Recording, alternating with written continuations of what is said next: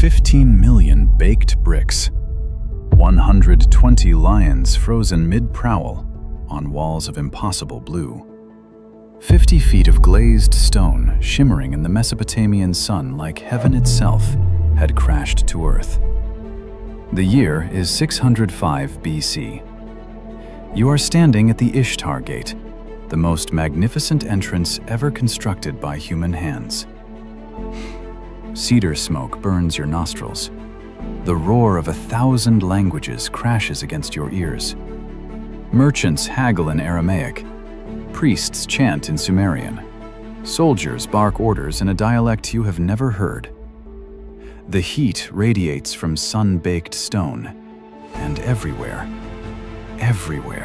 the deep, lustrous blue of copper oxide glaze catches the light like scattered sapphires. This is Babylon, the city that swallowed nations, the empire that made kings tremble, the place where gods walked among men, or so its builders believed. And somewhere inside this metropolis of gold and incense and blood, a teenage captive from the smoking ruins of Jerusalem has just made a decision. He has been stripped of his home, stripped of his future, given a new name that invokes a god he does not worship. But he has not been stripped of his resolve. His name is Daniel. This is the empire that tried to swallow him whole. And this is how he survived. To understand Daniel's story, you must first understand the catastrophe that brought him here. In 605 BC, Nebuchadnezzar, crown prince of Babylon, besieged Jerusalem. The temple that Solomon had built, the house where God's presence dwelt among his people, was ransacked. Sacred vessels of gold and silver, crafted for worship of Yahweh alone, were carried 900 miles east to sit in the treasury of a pagan shrine. The message was unmistakable. Marduk had defeated the God of Israel. Babylon's gods were supreme. But Nebuchadnezzar did not simply want Jerusalem's treasures. He wanted its future. Daniel 1:3-4 tells us the king ordered his chief official to bring young men from Israel's royal family and nobility. Young men without any physical defect, handsome, showing aptitude for every kind of learning, well-informed, quick to understand. The best and brightest, the future leaders, the ones who could have rebuilt their nation. These were not brought to Babylon to be destroyed. They were brought to be remade. The strategy was brilliant and brutal. 3 years of immersion in Babylonian language, literature, and religion. Daily meals from the king's own table, the finest food in the ancient world. And, most insidiously, new names. Daniel, whose Hebrew name meant "God is my judge," became Belteshazzar. Bel, protect his life. Every time someone called him, they invoked Marduk, Babylon's chief god. His friend Hananiah, Yahweh is gracious, became Shadrach, command of Aku, the moon god. Mishael, who is like God, became Meshach, who is like Aku. And Azariah, Yahweh has helped, became Abednego, servant of Nabu, god of wisdom. This was psychological warfare, identity erasure dressed up as honor. Every day, in every interaction, the names they answered to proclaimed that Babylon's gods had won. The theological stakes could not have been higher. If Nebuchadnezzar could turn these young Hebrews into worshippers of Marduk, he would prove what the temple vessels already suggested, that Yahweh was just another conquered deity. Daniel's stomach was not the real target. His soul was. Over the next 70 years, Daniel would face tests that should have destroyed him. the seduction of the king's table, the terror of the fiery furnace, the madness of monarchs, the mystery of divine handwriting, and finally, the jaws of lions. This is the story of how he survived them all, without bowing and without breaking. But before Daniel could face the kings of Babylon, he had to face their food. Picture the king's table. Platters of roasted lamb seasoned with cumin and coriander, honeyed pastries flecked with pistachios, wine from the royal vineyards, and not just any wine. Babylonian wine was often infused with blue lotus, a flower known to produce mild euphoria. To drink from the king's cup was to enter an altered state of pleasure.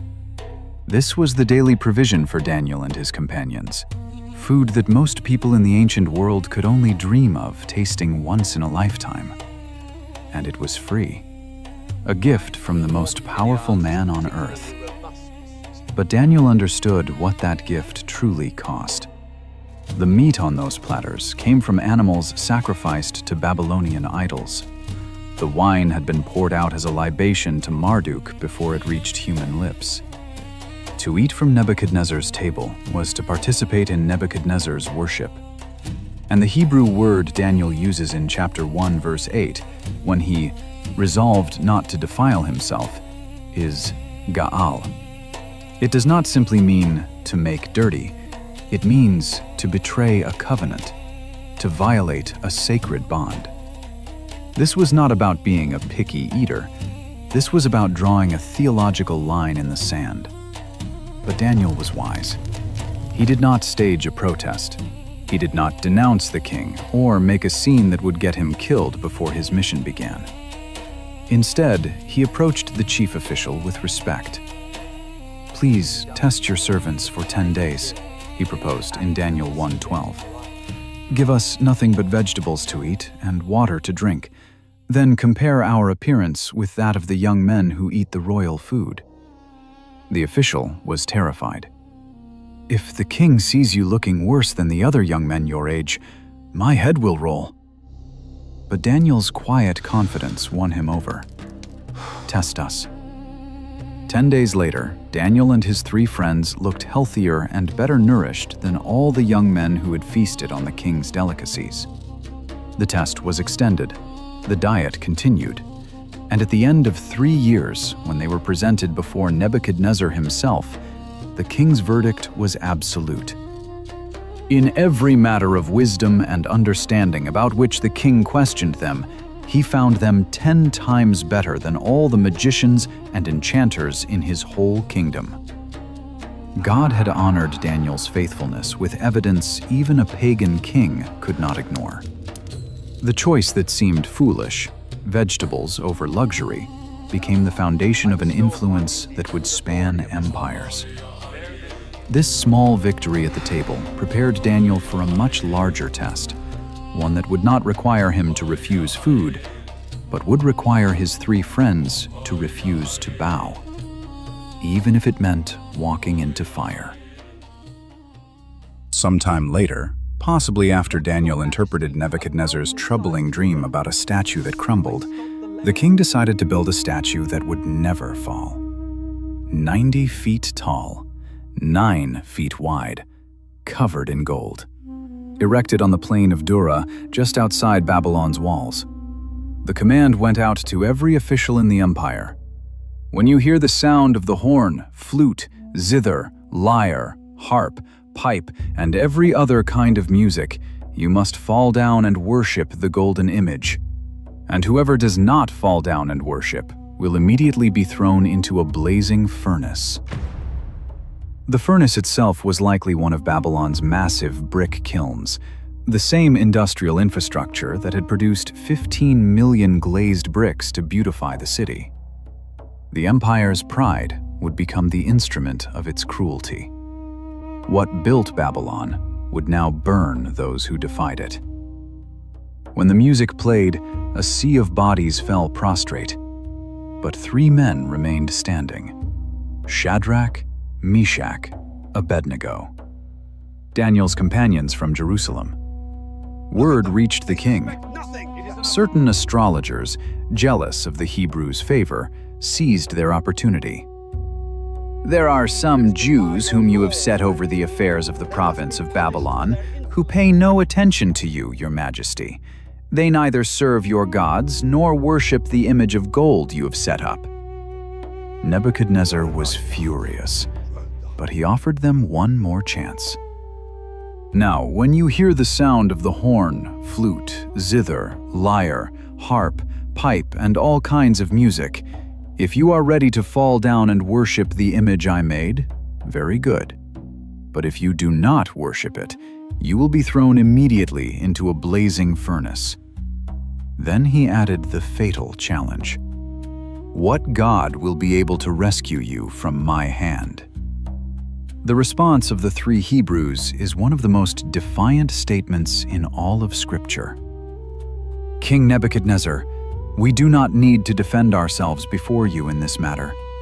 If we are thrown into the blazing furnace, the God we serve is able to deliver us from it, and he will deliver us from your majesty's hand." Then came the line that separates nominal faith from the real thing. "But even if he does not, we want you to know, your majesty, that we will not serve your gods or worship the image of gold you have set up." Nebuchadnezzar's face contorted with rage. He ordered the furnace heated 7 times hotter than usual. 7, the number of completion. He was declaring, "I will completely destroy you." The furnace became so hot that the soldiers who threw the 3 men inside were killed by the blast of heat before they could step away. And then, silence. The crowd waited for screams, for the smell of burning flesh, for confirmation that Babylon's gods had triumphed. Instead, Nebuchadnezzar leaped to his feet. "Weren't there 3 men that we tied up and threw into the fire?" "Certainly, your majesty." "Look, I see 4 men walking around in the fire, unbound and unharmed, and the 4th looks like a son of the gods." Most Christian interpreters see this moment as a Christophany, an appearance of the pre-incarnate Christ, the eternal Son of God, standing with his people in their persecution. The God who would one day take on flesh and walk to his own execution was already walking through fire with those who trusted him. Nebuchadnezzar approached the opening of the furnace. "Shadrach, Meshach, and Abednego, servants of the Most High God, come out!" They emerged. The satraps, prefects, governors, and royal advisors crowded around them. The fire had not harmed their bodies. Not a hair of their heads was singed. Their robes were not scorched. There was not even the smell of smoke on them. The only thing the fire had burned were the ropes that bound them. The fire had set them free. Think about that for a moment. The God who spoke the stars into existence walked into a brick kiln in Babylon for 3 young men who refused to bow. Nebuchadnezzar was shaken. He promoted the 3. He issued a decree that anyone who spoke against their God would be cut into pieces. He acknowledged that no other God can save in this way. But his own reckoning was still coming. Every year during the Akitu festival, the Babylonian New Year celebration, Nebuchadnezzar submitted to an ancient ritual. On the 5th day, the high priest would enter the Esagila temple alone. When the king arrived, the priest would strip him of his crown, his scepter, and his royal mace. Then he would slap the king hard across the face, pull his ears, force him to kneel before the statue of Marduk, and swear that he had not neglected his duties or oppressed his people. The king was supposed to weep. Tears meant Marduk was pleased and would grant a prosperous year. This was theater, of course, carefully controlled. designed to show that even the mightiest ruler was humble before the gods, while remaining absolute over men. But God's humiliation of Nebuchadnezzar would be no theater. One day, the king was walking on the roof of his palace, gazing out over the city he had transformed. The Ishtar Gate with its shimmering blues, the processional way lined with lions, the temples, the walls, the hanging gardens that made the world gasp. All of it his. And he said the words that sealed his fate. "This the great Babylon I have built as the royal residence, by my mighty power, and for the glory of my majesty?" Daniel 4:31 tells us that while the words were still on his lips, a voice came from heaven. "This is what is decreed for you, King Nebuchadnezzar. Your royal authority has been taken from you." Immediately, not gradually, but immediately, the king's mind shattered. He was driven away from human society. He lived in the open fields, eating grass like an ox. His hair grew long and matted like eagle's feathers. His nails became like the claws of a bird. For 7 times, likely 7 years, the builder of Babylon became a beast. Some scholars identify this as boanthropy, a rare psychological condition where a person believes they are a bovine animal. Whatever the clinical explanation, the theological message is unmistakable. The man who thought he was a god discovered he was less than a man. But God's judgment was not the end of the story. At the end of the appointed time, Nebuchadnezzar records his own restoration in Daniel 4:34. "I, Nebuchadnezzar, raised my eyes toward heaven, and my sanity was restored. Then I praised the Most High. I honored and glorified Him who lives forever." His kingdom was returned. His advisors sought him out. He was restored to his throne with even greater honor than before. But he was a changed man. His final recorded words acknowledge what every furnace and every trial in Daniel's life had demonstrated. "Those who walk in pride, He is able to humble." This is the only testimony of a pagan king preserved in the entire Bible. Nebuchadnezzar died humbled.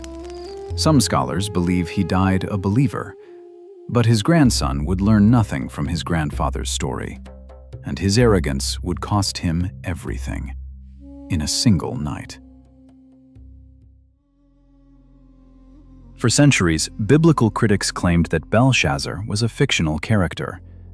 Historical records named Nabonidus as Babylon's last king. Where was this Belshazzar that Daniel described? Then, in 1854, archaeologists unearthed the Nabonidus cylinder. The inscription confirmed that Belshazzar was the son of Nabonidus and served as co-regent while his father was away on military campaigns. This explains the curious detail in Daniel 5:16, where Belshazzar offers Daniel the position of third highest ruler in the kingdom. First place belonged to Nabonidus. Second place belonged to Belshazzar. Third was the highest he could offer. Scripture had been accurate all along. History just needed to catch up. On the night of October 12, 539 BC, or very near that date, Belshazzar hosted a feast for 1,000 of his nobles. Wine flowed freely. Wives and concubines filled the hall. Music and laughter echoed off plastered walls. Outside those walls, the Persian army of Cyrus the Great was encamped along the Euphrates. But inside, the party raged on. Then Belshazzar made his fatal mistake. He ordered his servants to bring the gold and silver goblets that Nebuchadnezzar had taken from the temple in Jerusalem, the sacred vessels that had stood in God's sanctuary, the cups from which priests had poured offerings to Yahweh. Belshazzar filled them with wine, distributed them to his guests and concubines, and led them in toasts to the gods of gold and silver, bronze, iron, wood, and stone. This was not casual blasphemy. This was deliberate mockery. A public declaration that Babylon's gods had proven their supremacy over the God of the Jews. Suddenly, near the lampstand, against the white gypsum plaster of the palace wall, the fingers of a human hand appeared. No body, no face, just fingers, writing. The king watched as the hand inscribed its message. Daniel 5:6 records his reaction with brutal honesty. His face turned pale, and he was so frightened that his legs became weak and his knees were knocking together. The wise men of Babylon were summoned. None could read the writing. Finally, the queen mother remembered the man who had served Nebuchadnezzar, a man now elderly, perhaps 80 years old, who had been interpreting dreams and mysteries for decades. Daniel was brought before the terrified king. Belshazzar offered him purple robes, a gold chain, and third place in the kingdom. Daniel's response was measured. "Keep your gifts for yourself and give your rewards to someone else. Nevertheless, I will read the writing for the king." But before interpreting the words, Daniel delivered a sermon. He reminded Belshazzar of everything that had happened to his grandfather, the greatness, the pride, the madness, the humiliation, and finally, the acknowledgement that the Most High God is sovereign over all kingdoms on earth.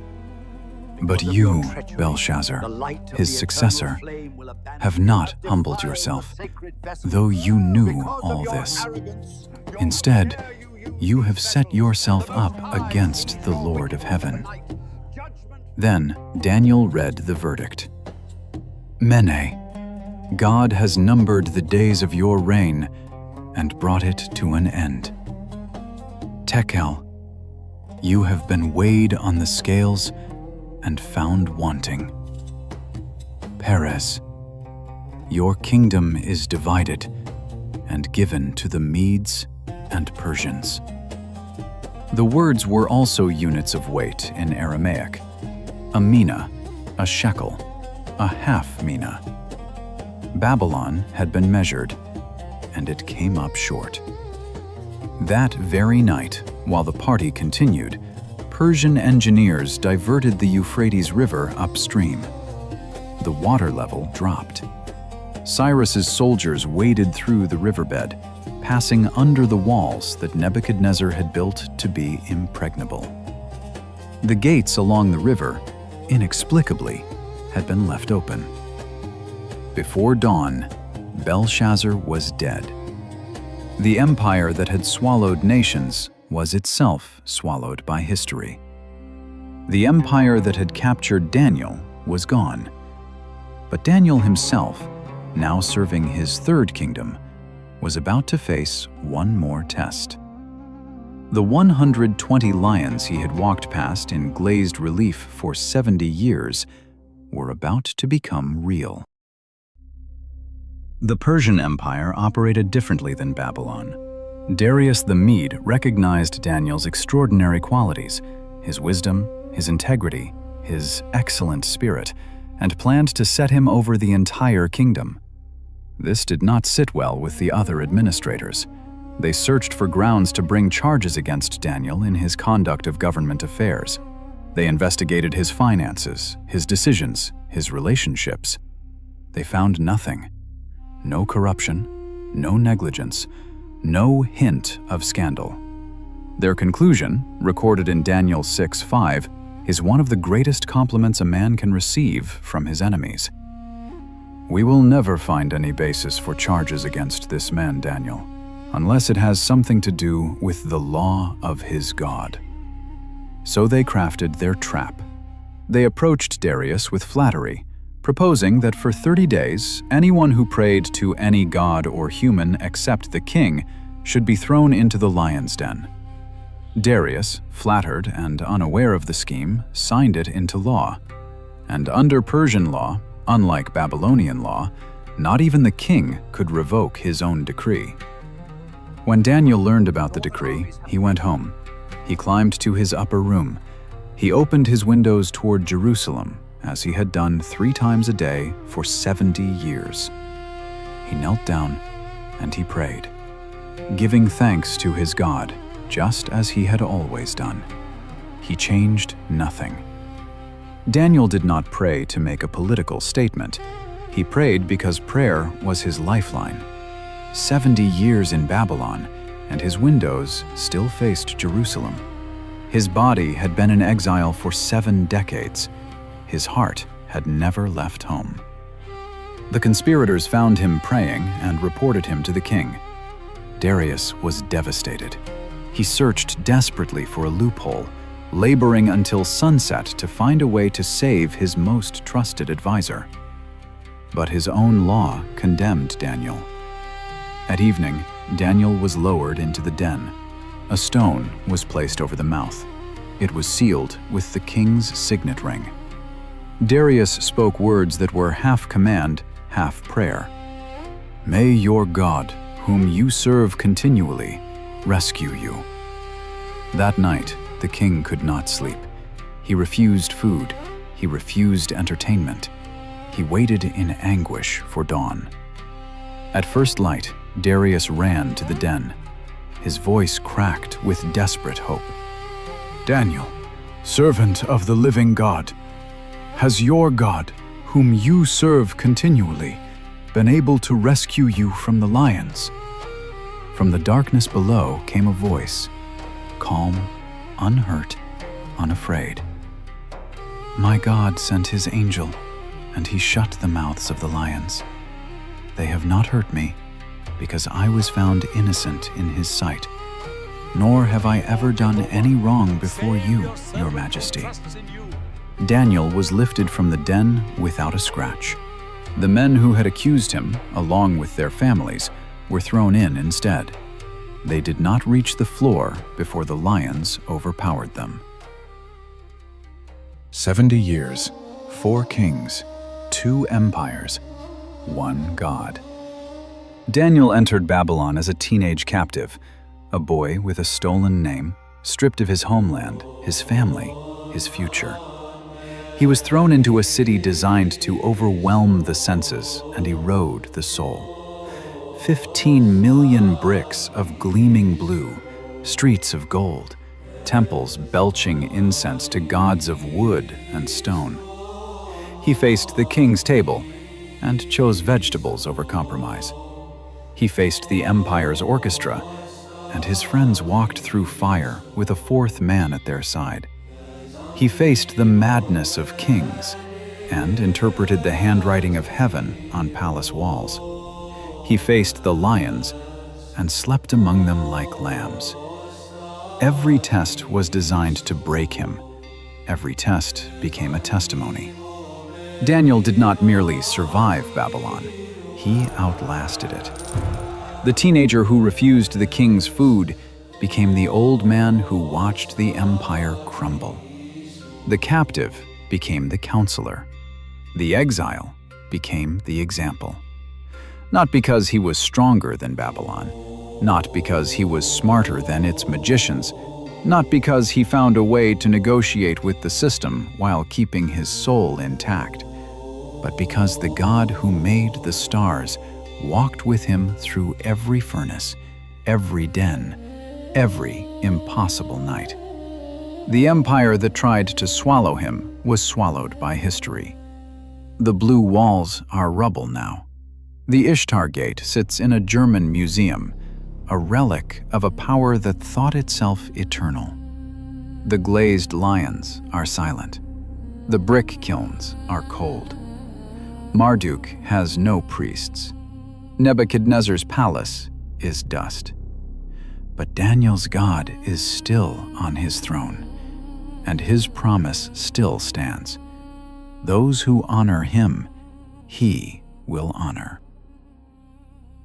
You may not live in ancient Babylon, but you know what it feels like. The pressure to compromise, the invitation to bend just a little. The promise that if you play along, if you go with the flow, If you eat from the king's table and answer to the name the system gives you, success will follow. Every generation has its own Babylon. Every believer faces their own fiery furnace. The king's food looks different today, but the choice is the same. Daniel's answer echoes across 2,600 years. You do not have to bow. You do not have to break. You can engage with the world without being absorbed by it. You can serve with excellence without surrendering your soul.